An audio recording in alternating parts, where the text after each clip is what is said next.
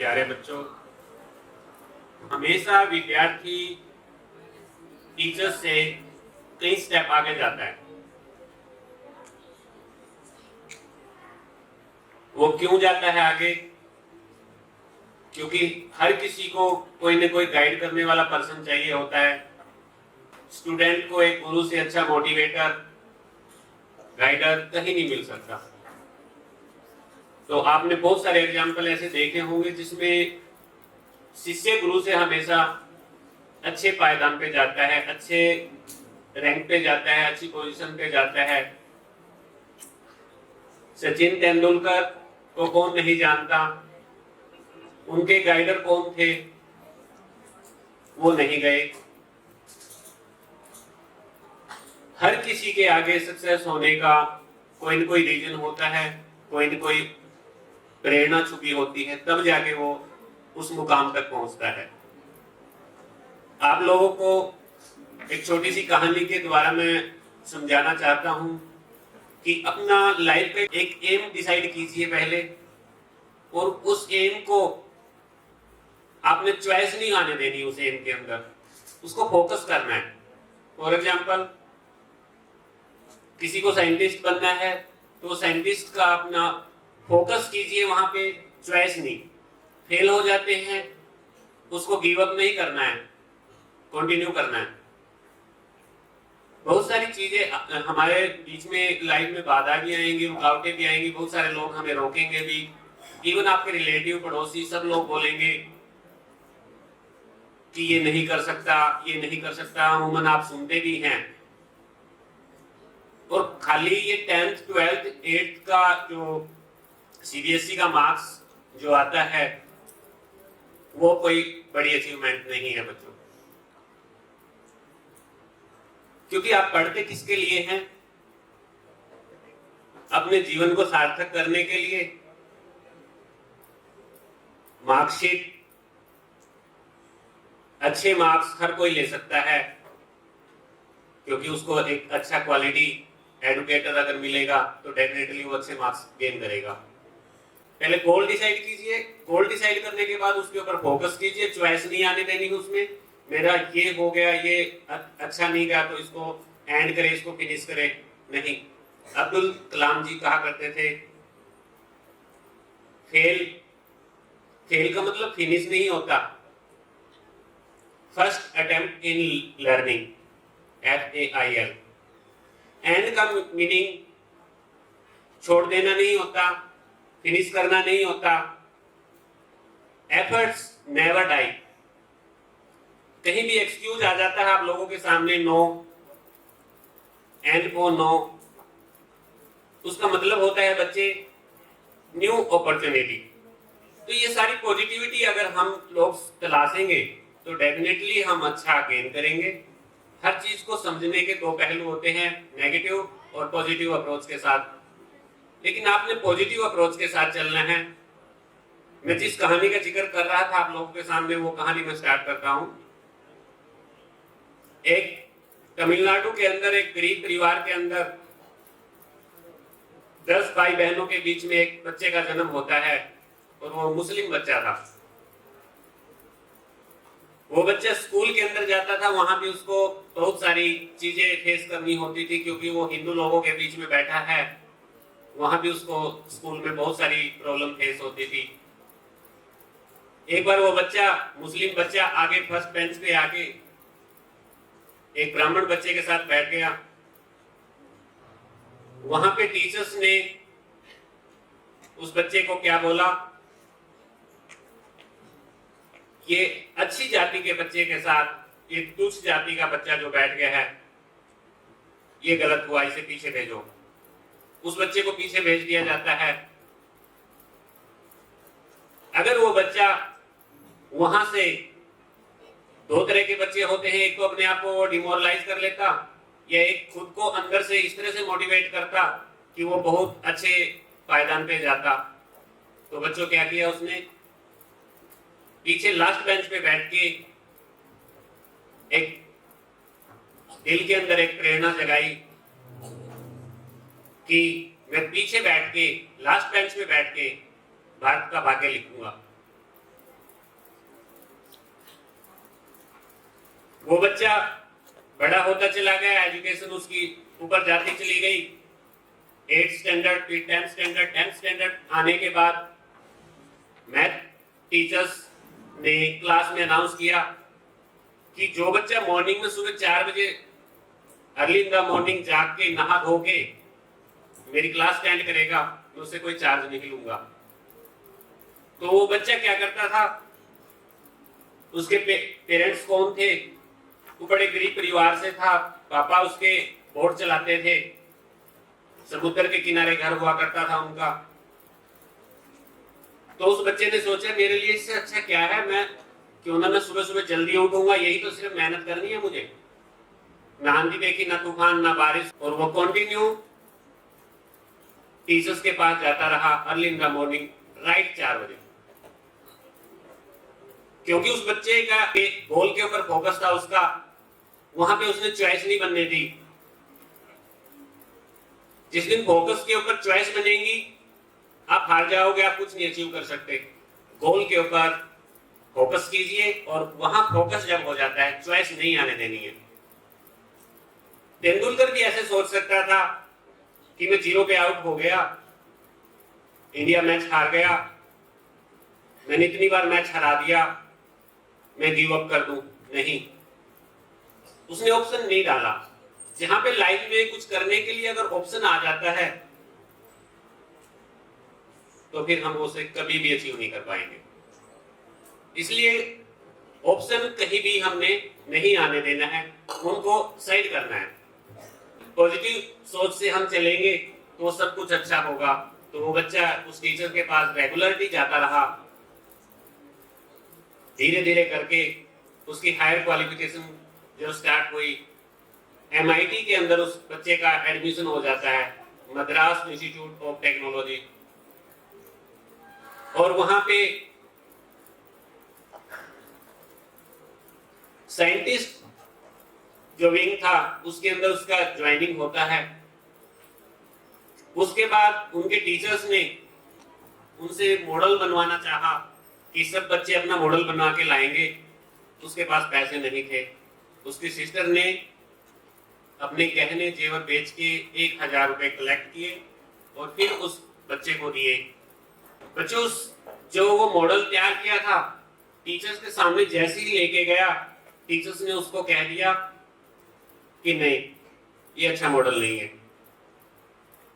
अगर आपको अच्छा मॉडल देना है तो आपको किसी एक अच्छी इंस्टीट्यूट के अंदर, फॉरेन यूनिवर्सिटी के अंदर आपको एजुकेशन दिया जाएगा, और आप ये मॉडल जो तैयार करके लाए हैं ये बहुत लो लेवल का है।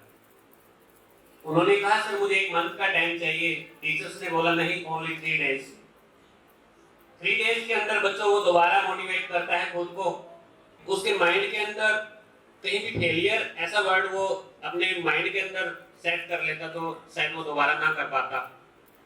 और दोबारा जैसे ही उसने मॉडल तैयार किया, बच्चों उनका यूएस के अंदर सिलेक्शन हुआ, यूएस भेजा गया उनको नासा के अंदर। और जब वो नासा चले गए वहां पे उनको उनसे पूछा गया वहां पे जाने के बाद कि आप किस कंट्री से हैं। उन्होंने अपने कंट्री का नाम दिया। तब उनसे ये कहा गया कि आपको आपके कंट्री से 5 गुना वेतन दिया जाएगा, आप नासा के लिए काम कीजिए। हर कोई ऐसी उपलब्धि को स्वीकार करना चाहेगा। बच्चों उन्होंने क्या किया, उनका प्रपोजल रिफ्यूज कर दिया और उन्होंने कहा मैं नासा के लिए नहीं, मैं इसरो के लिए काम करूंगा। भारत लौट आए, अपने भारत देश के लिए काम किया, मिसाइल स्टार्ट की बनानी। मिसाइल फर्स्ट टाइम में फिर फेल हुई। बहुत सारे पत्रकार, बहुत सारी पार्टियों को, राजनीतिक दलों को जवाब देना था, पर जो उनके गाइडर थे उस समय, उन्होंने क्या किया, वो सारी आंच अपने ऊपर ले ली और उनको मोटिवेट किया कि आप दोबारा मिसाइल तैयार कीजिए। और सेकंड टाइम में उनकी मिसाइल 1963 में मिसाइल फिर रेडी की और इस बार वो सक्सेस हुए। उनको बच्चों मिसाइल मैन के नाम से जाना जाता था। करली घुंघराले लंबे बालों वाले व्यक्ति एक दिन अटल बिहारी वाजपेयी जी ने उनको बुलाया कि आपको प्रेसिडेंट के लिए अपना नामांकन दे दीजिए। उन्होंने फिर सोचा प्रेसिडेंट बहुत बड़ा पद होता है, क्या मैं इस काबिल हूं? उन्होंने मना कर दिया। फिर रात्रि भोज पे अटल जी ने उनको दोबारा फिर बुलाया। वो दोबारा रात्रि भोज पे आए और उनको बड़े अच्छे सहज भाव से अच्छे तरीके से समझाया कि आप भारत के मार्गदर्शक बन सकते हैं। आपने भारत देश के लिए बहुत कुछ किया है, तो भारत को आपकी जरूरत है। ऐसे भावनाओं में भर के उनको राष्ट्रपति के लिए तैयार किया गया और वो प्रेसिडेंट इलेक्ट भी हुए। तो देखो, एक पीछे बेंच पे बैठने वाले बच्चा भारत का एक दिन सर्वोच्च पद पर जाके काबिज हुआ। बच्चों, उनका नाम था अब्दुल कलाम आजाद। तो हमारे सामने बहुत सारी घटनाएं हैं जिनको हम लेके अपने माइंड को, अपने आप को एक गोल के प्रति फोकस करें। अगर हम अपने आप को गोल के प्रति फोकस कर पाएंगे तो डेफिनेटली हम सक्सेस होंगे। तो जैसा उन्होंने सोचा था, फेल को, एंड को, नो को उन्होंने पॉजिटिविटी में लेके चले थे, ऐसे आप लोगों को भी हर स्टेप पे अपने आप को पॉजिटिव होके सोचना पड़ेगा। और एक टीचर डे के ऊपर मैं आप लोगों को एक चीज और बताना चाहूंगा कि अपने टीचर से डरिए मत, क्वेश्चन कीजिए। टीचर से जितने क्वेश्चन आप लोग करेंगे, टीचर्स को उतना अच्छा लगेगा, उतना मजा आएगा। जो अच्छा टीचर होता है हमेशा वो यही लाइक करता है कि अब मेरे बच्चे को समझ आ रहा है शायद मेरा पढ़ाया हुआ। क्योंकि हमेशा टीचर्स तब रियलाइज फील करता है कि बच्चे के अंदर इंप्रूवमेंट है या नहीं है। अगर नहीं बोलेगा फिर टीचर्स को कैसे पता लगेगा ये बच्चा कहाँ है, किस लेवल पे है। टीचर्स को भी उस बच्चे के लेवल पे जाके समझाना चाहिए। अगर इस प्रोफेशन के अंदर आप लोग आए हैं तो आप लोगों को बच्चे के लेवल पे जाके समझाना चाहिए। मैंने खुद सेकंड क्लास तक भी मैंने टीच की है, थर्ड क्लास भी टीच की है, पर मैं हमेशा बच्चे के लेवल पे जाके पढ़ाता था। तो अपने आप को ये मत सोचिए कि मुझे आज इस क्लास में भेजा गया है, मुझे इस क्लास में भेजा गया है, मैं जस्ट बैठ जाऊं, फॉर्मेलिटी दिखाऊं, ऐसा नहीं। आपको कोई देख रहा हो ना देख रहा हो, मैं रिक्वेस्ट करता हूं टीचर्स लोगों को कि अपने आप को मतलब जी जान से लगा के देखिए एक बार, शायद इस प्रोफेशन के अंदर मजा कुछ और आता है। आप रियल हीरो आप होंगे। देर सही लेट सही आपको उसका रिवार्ड जरूर मिलेगा। तो अपने बच्चों के साथ कनेक्टिविटी भी इस तरीके से कीजिए कि आपका बच्चा आपसे डरे नहीं, आपसे क्वेश्चन करे, आप उसके पास जाएं। देखिए, अगर आपकी क्लास में आपका बच्चा बैठ जाए पढ़ने के लिए, तो क्या आप अपने बच्चे को अच्छे से नहीं पढ़ाते? घर पे जाके अपने बच्चे को टाइम नहीं देते? ये सब आपके बच्चे हैं। अगर आप लोग इनको अपने बच्चे की तरह मान के चलेंगे, 101% ये बच्चा भी आपको अपने पेरेंट्स की तरह देखेगा और आपका रिगार्ड रखेगा। और स्टूडेंट्स के लिए मैं एक लाइन जरूर कहना चाहूंगा, अपने टीचर्स के लिए रिगार्ड रखिए, तभी आपका टीचर आपको सिखा पाएगा। देखिए, ब्लैक बोर्ड जो होता है, काला रंग जो होता है, उसको अशुभ माना जाता है। और काला रंग जो ब्लैक बोर्ड होता है, वही बच्चों का फ्यूचर ब्राइट करता है। आप इस बात से अच्छे से परिचित होंगे। तो आज से हमने अपनी लाइफ का एक एम डिसाइड करना है, अपने टीचर्स से मिलके करना है।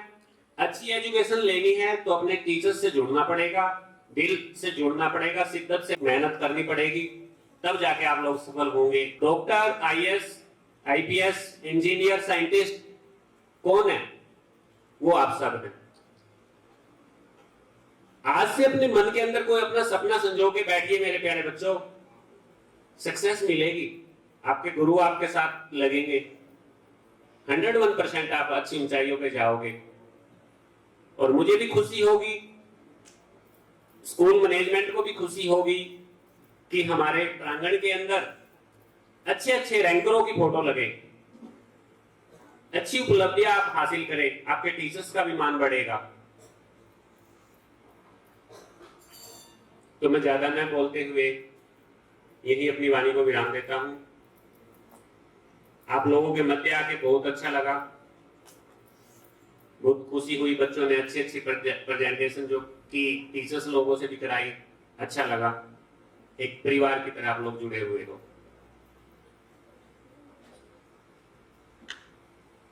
Thank you so much again, happy teachers.